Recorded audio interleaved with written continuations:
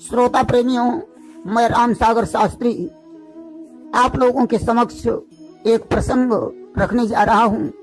शकुंतला का जन्म। देखिए, शकुंतला का जन्म कैसे हुआ।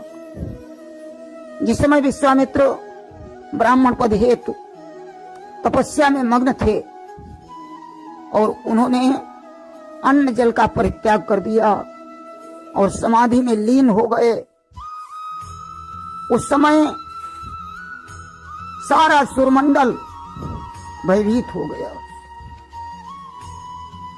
कि विश्वामित्र की तपस्या से सुरपति का आसन डोल उठा। प्रभु कोई शीघ्र उपाय करो, ब्रह्मा के सन्मुख बोल उठा। देवराज इंद्र ने ब्रह्मा से कहा, प्रभु कोई ऐसा उपाय करो जिससे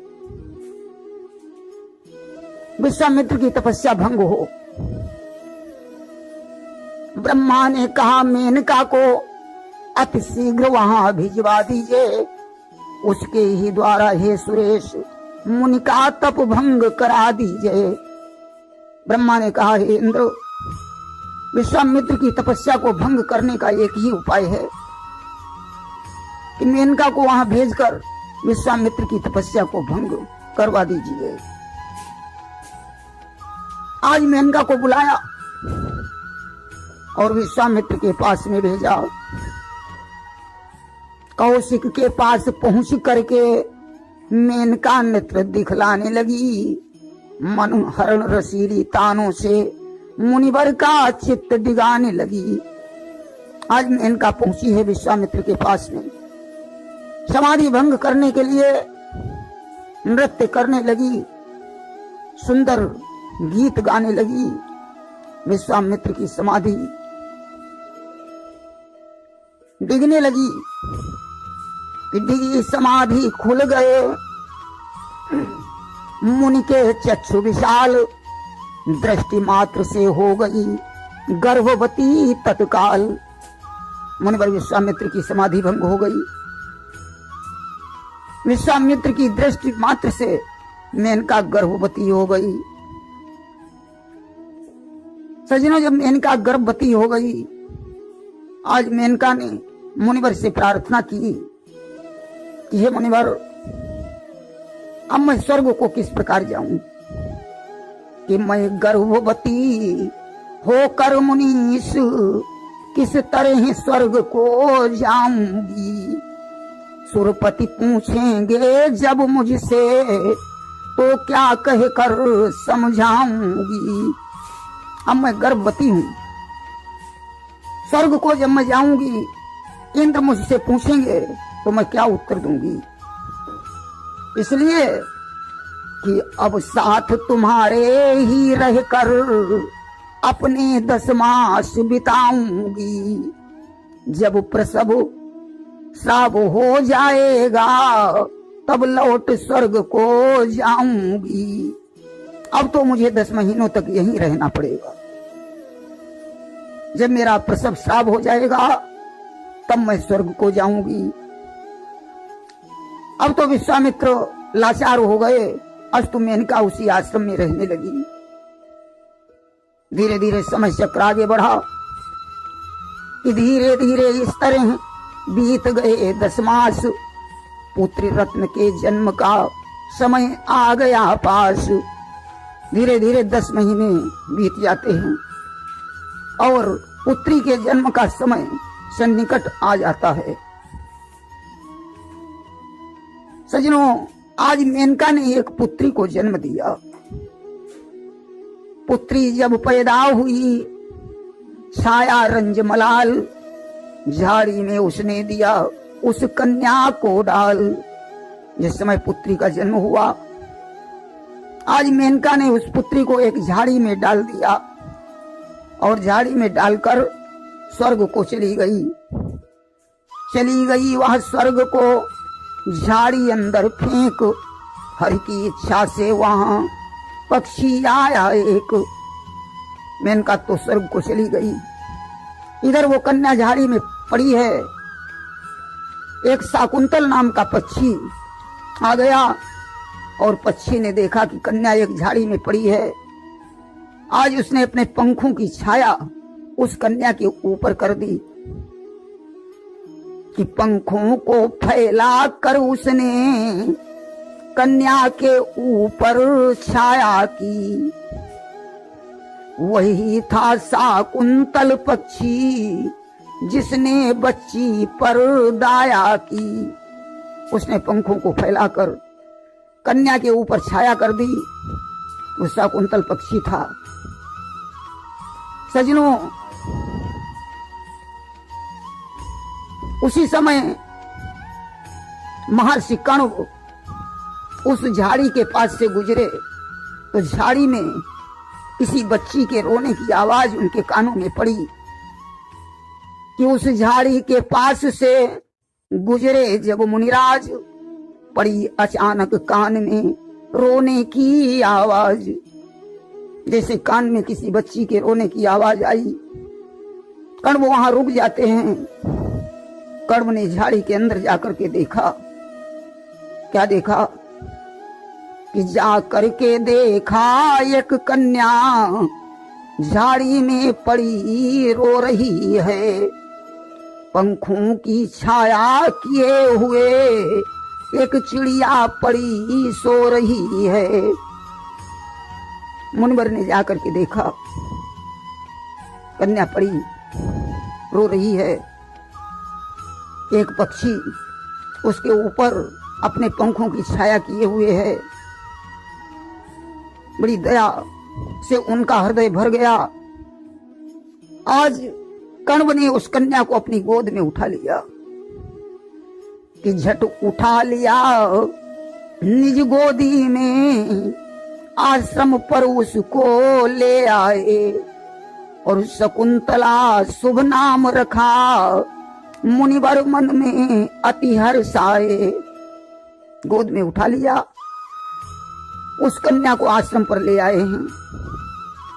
सजनों, शाकुंतल नाम के पक्षी ने जो उसके ऊपर छाया की, इसलिए कण्व ऋषि ने उस बच्ची का नाम शकुंतला रख दिया। आज बड़े प्रसन्न हैं कन्या को देखकर। कन्या बड़ी सुंदर है कि विधुवदनी का विधुवदन देख चंद्र की प्रभा शर्माती थी। उसके उजले मुख की आभा बिजली का मान घटाती थी। बड़ा सुंदर रूपवान है कन्या। सजनों, उसके मुखमंडल बिजली की तरह चमकता है। कन्या धीरे धीरे कुछ बड़ी हुई। यद्यपि आश्रम में बहुत सी सखियां थीं, लेकिन शकुंतला की सबसे प्रिय सखी दो ही थीं, अनसुईया और प्रियंवदा। यद्यपि आश्रम में शकुंतला सबके संग हिलमिल खेली थी, अनसुईया एवं प्रियंवदा उनकी दो परम सहेली थीं। यद्यपि बहुत सहेलियां थीं, लेकिन अनसुईया और प्रियंवदा शकुंतला की सबसे प्रिय सहेलियां थीं। सजनों, कण्व ने शकुंतला को बड़ी शिक्षा दीक्षा दी। धीरे धीरे शकुंतला विवाह के योग्य हो गई। तो इसका विवाह गंधर्व विवाह हुआ हस्तिनापुर के राजा दुष्यंत के साथ, जिससे भरत नामक पुत्र का जन्म हुआ था। सजनों, इसके आगे की कथा आप लोग शकुंतला विवाह में श्रवण करेंगे। प्रेम से बोलिए वृंदावन बिहारी लाल की जय। श्रोता प्रेमियों, मैं राम सागर शास्त्री आप लोगों के समक्ष एक प्रसंग रखने जा रहा हूं, शकुंतला का विवाह। देखिए, जब विश्वामित्र की तपस्या से इंद्र का इंद्रासन हिल उठा तो इंद्र ब्रह्मा के पास गए।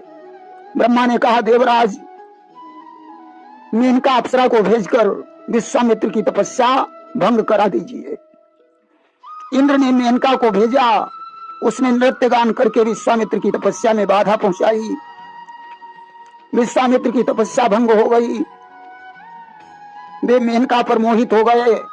उनकी दृष्टि मात्र से मेनका गर्भवती हो गई और कालांतर में उसके द्वारा एक पुत्री का जन्म हुआ। उसने उसे झाड़ी में फेंक दिया और स्वर्ग लोक को चली गई। इधर उस पुत्री की रक्षा के लिए एक शकुंतल नामक पक्षी आ गया। उसने अपने पंखों की छाया करके उस पुत्री की देखभाल की। अचानक कण्व ऋषि उस झाड़ी के पास से होकर गुजरे। उन्होंने कन्या के रोने की आवाज सुनी, पुत्री को आश्रम में ले आए और उसका पालन पोषण किया। शकुंतला नाम रख दिया। अनसुईया और प्रियंवदा आदि शकुंतला की प्रिय सहेलियां थीं। शकुंतला धीरे धीरे विवाह के योग्य हो गई। एक दिन की बात है, कण्व ऋषि आश्रम पर नहीं थे। हस्तिनापुर के राजा दुष्यंत शिकार खेलने के लिए गए। दैव योग से कण्व के आश्रम पर पहुंच गए। कि कण्वाश्रम पर एक दिन जा पहुंचे दुष्यंत, रहता था जिस जगह पर 12 मास वसंत। कण्वाश्रम में 12 महीने वसंत रहता था। आश्रम में उन्होंने अत्यंत सुंदर रूपवती युवती को देखा, जिसकी कांति से आश्रम जगमगा रहा था। राजा उस युवती को देखकर मोहित हो गया। राजा ने उस सुंदरी से प्रश्न किया, हे देवी, आप कौन हैं, किसकी पुत्री हैं और इस निर्जन वन में क्या कर रही हो? आप निश्चित ही आप किसी क्षत्रिय की कन्या हो। हम पूर्ववंशी हैं और पूर्ववंशियों का चित्त कभी अधर्म की ओर नहीं झुकता। शकुंतला ने कहा, राजन, आप ठीक कह रहे हैं कि मैं गाधी तनय की पुत्री हूँ। मेनका मेरी महतारी है, वह मुझको कहीं छोड़ करके अपने लोक को सिधारी है। मैं विश्वामित्र की पुत्री हूँ। मेरी माता का नाम मेनका है, जो मुझे छोड़कर स्वर्ग को चली गई है। मेरा नाम शकुंतला है। कि है परम दयालु मुनीष कण्वो, वह मेरा पालन करते हैं। इतनी ही सीमा के अंदर हम नरपति सदा विचरते हैं। महर्षि कण्व ने मेरा पालन पोषण किया। वे मेरे पिता के समान हैं। मैं इस आश्रम की सीमा के अंदर ही विचरण करती हूँ। इस आश्रम में आपका स्वागत है। कहिए राजन, मैं आपकी क्या सेवा करूं? आप आराम से बैठिए, भोजन कीजिए और जब तक आपकी इच्छा हो तब तक यहाँ ठहरिए। दुष्यंत ने कहा, सुंदरी, तुम्हें देखकर मेरे हृदय में यही आता है कि तुम मेरे साथ गंधर्व विवाह कर लो। शकुंतला ने कहा, राजन, मेरा भी यही विचार है कि मेरा विवाह तुम्हारे ही साथ हो जाए। कि तुम गुण निधि हो, गुण ग्राहक हो, मैं पहले ही से परिचित हूँ। हे मनमोहन, तुमसे पहले मैं इन चरणों पर मोहित हूँ। अस्तु शकुंतला और दुष्यंत ने गंधर्व विवाह कर लिया। राजा दुष्यंत बहुत दिनों तक कण्व के आश्रम में रहे। फिर बोले, प्रिय मुद्दतों से सुनी मेरी राजधानी है, आज्ञा दो एवं ग्रहण करो, मेरी यह प्रेम निशानी है। इसके बाद एक दिन दुष्यंत ने शकुंतला से कहा, प्रिय, अब मैं घर जा रहा हूँ। उंगली से अंगूठी निकाली और शकुंतला को पहना दी, जिसके ऊपर दुष्यंत लिखा हुआ था। राजा ने कहा, जब कण्व ऋषि आ जाएं, उन्हें शादी का वृत्तांत सुना देना और जब मेरे घर आना तो ये अंगूठी लेकर आना। इससे मैं पहचान जाऊंगा कि तुम ही शकुंतला हो। आज प्रेम चिन्ह प्रदान करके दुष्यंत हस्तिनापुर चले आए। और उधर एक दिन की बात है, शकुंतला पति के सोच में उदास बैठी हुई थी। उसी समय दुर्वासा ऋषि आ गए। शकुंतला ने उन्हें प्रणाम नहीं किया। आप तो जानते ही हैं दुर्वासा ऋषि बड़े क्रोधी महात्मा हैं। लोक वेद विदित इतिहासा अजानत सब क्रोधी दुर्वासा। आज क्रोध आ गया, शकुंतला को श्राप दे दिया कि जिस पति के मोह में आकर तूने मुझे प्रणाम नहीं किया वो तुझे भूल जाएगा। इसके बाद कण्व ऋषि आ गए, शकुंतला ने सारा वृत्तांत सुनाया। कण्व ने कहा अर्थो ही कन्या पर किए मेव, कन्या तो पराया धन ही होता है, इसलिए पुत्री तुम सानंद अपनी ससुराल के लिए प्रस्थान करो। आज कण्व जैसे तपस्वी की आंखों में आंसू भर आए जिस समय शकुंतला ससुराल जा रही थी। फिर भला साधारण गृहस्थ लोगों को कन्या की विदाई के समय कितना कष्ट होता होगा। शकुंतला बच्चों को पानी पिलाए बिना पानी नहीं पीती थी। फूलों से इतना प्रेम था कि उन्हें तोड़कर श्रृंगार नहीं बनाती थी। शकुंतला ने आज वृक्षों को प्रणाम किया। हिरण के बच्चों ने शकुंतला की साड़ी पकड़ ली। शकुंतला ने कहा वत्स मुझे जाने दो, आज से तुम्हारी देखभाल महर्षि करेंगे और मेरी सहेलियां तुम्हें देखेंगी। शकुंतला अपनी सखियों से मिली, उनकी आंखों में आंसू भरे हुए हैं। आज कण्व ऋषि को प्रणाम करके शकुंतला जब आश्रम को छोड़कर जाने लगी, कण्व ने कहा पुत्री मैं तुम्हें आशीर्वाद देता हूं, तुम सर्वदा प्रसन्न रहो। साथ ही साथ शिक्षा दी कि गुरुजनों की सेवा करना, अपनी सौतों के साथ सखियों जैसा व्यवहार करना, पति यदि अपमान करे तो भी उसके विपरीत नहीं चलना, पड़ोसियों से अच्छा व्यवहार रखना, भाग्य पर कभी घमंड मत करना। आज कण्व ने सारंग देव और सारद्वत नाम के 2 शिष्यों को बुलाया और कहा जाओ शकुंतला को भेजाओ। शची तीर्थ में शकुंतला को प्यास लगी, पानी पीने के लिए शकुंतला सीढ़ियों से नीचे उतरी।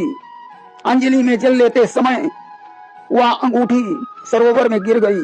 शकुंतला का ध्यान अंगूठी पर नहीं गया। आज दुष्यंत के दरबार में पहुंच गई कि जा पहुंची भरी सभा में वह बैठे थे नपु दुष्यंत जहां, परिचय पाते ही नप बोले मेरी तुमसे पहचान कहां। दुष्यंत ने कहा देवी मैं तुम्हें जानता ही नहीं हूं, तुम यदि शकुंतला हो तो मेरा प्रेम चिन्ह दिखाइए। कि मेरा अंतिम जवाब है ये, रहना है तो प्रमाण लाओ, जो चिन्ह नहीं है देवी तो चाहे जा चली जाओ। शकुंतला उंगलियों की तरफ देखती है, वहां अंगूठी ही नहीं। उसने कहा राजन आपकी अंगूठी मेरे पास थी, परंतु कब और कहां कैसे गिर गई मुझे मालूम ही नहीं।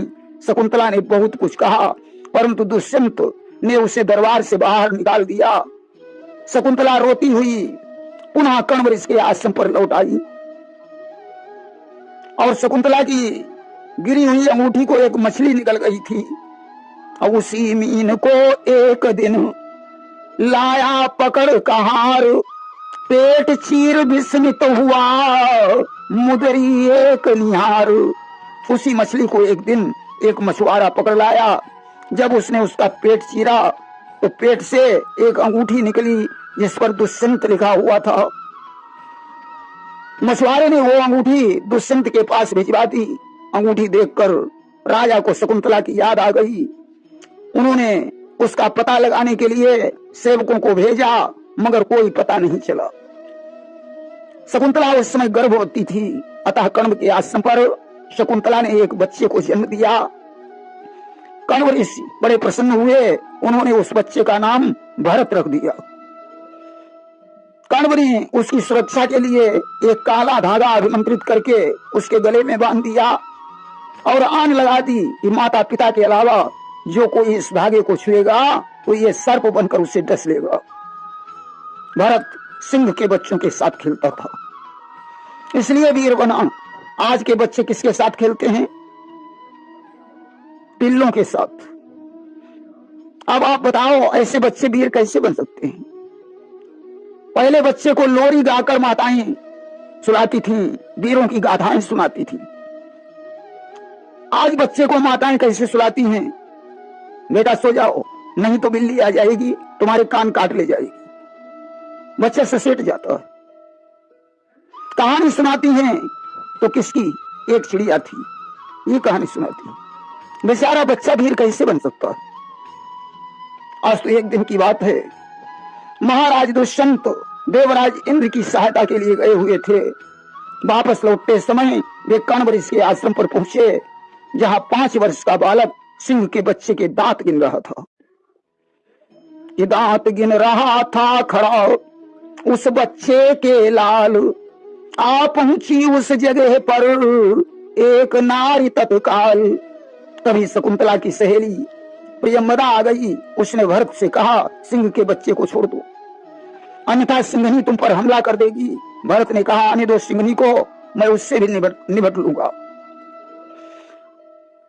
अचानक हाथ पांव चलाने से वो धागा छूटकर गिर गया। दुष्यंत ने आगे बढ़कर वो धागा उठा लिया। प्रियंवदा रोकती रही, ये धागा सर्प बनकर काट लेगा, परंतु तब तक दुष्यंत ने उस धागे को उठा ही लिया। अब प्रियंवदा को ज्ञान हो गया, मालूम पड़ता है यही दुष्यंत हैं। उसने राजा से पूछा, क्या आप महाराज दुष्यंत हैं? राजा ने कहा, हाँ मैं ही दुष्यंत हूँ। आज प्रियंवदा दौड़कर शकुंतला के पास पहुंची कि प्रियंवदा ने जा कहा शकुंतला से हाल, पत्नी ने पति चरण ने दिया शीश निज डाल। उसने शकुंतला को सूचना दी। शकुंतला ने आकर अपने पति के चरणों में मस्तक झुकाया, भरत को आगे कर दिया और कहा, प्राणनाथ ये अपना पुत्र भरत है, इसे अपने हृदय से लगा लीजिए। अब तो इन्हें भरत पर भी शंका हो गई